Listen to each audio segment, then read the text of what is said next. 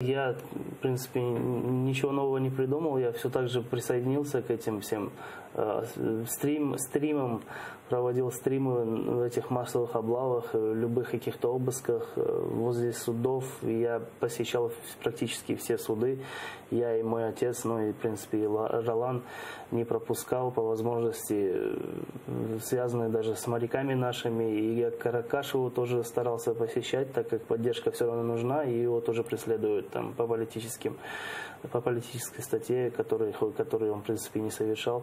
И вот защищает мой адвокат Алексей Ладин. И вот, к сожалению, я стримил у тех людей, ну, таких как Ремзи.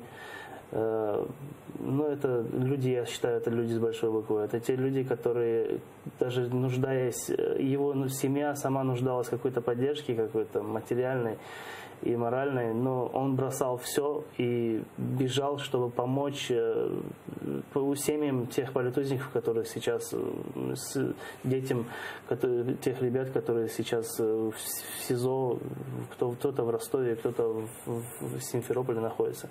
И ну а какое я имею право стоять в стороне, когда эти люди те же самую поддержку проявляли в отношении меня.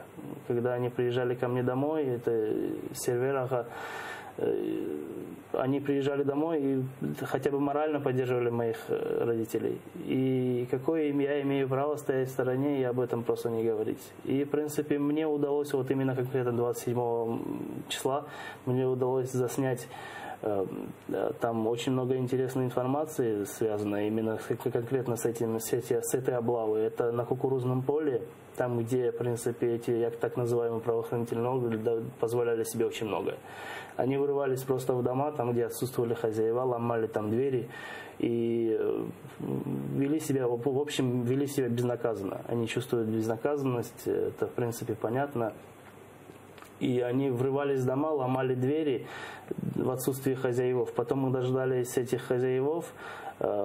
Буквально вот был такой момент, когда девочка пришла со школы, а мы видели, как сотрудники ФСБ на микроавтобусе просто объезжали чуть ли не каждый двор, каждый дом именно в этом микрорайоне.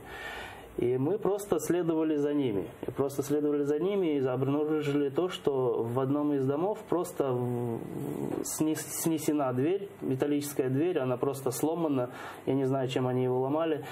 Мы этот факт зафиксировали, дождались адвоката Лилю Гемиджи, она это зафиксировала, дождались хозяевов.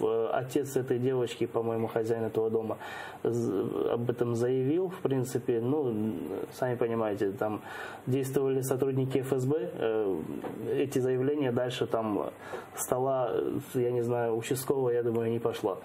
И ну, они вот чувствуют себя безнаказанность. Эти так называемые правоохранительные органы, у которых я узнал удостоверения, их данные, они не скрывали, что они с материка. В принципе, на видео это, в принципе, зафиксировано во время стримов, где мы требовали у них удостоверения и спрашивали у них, откуда вы.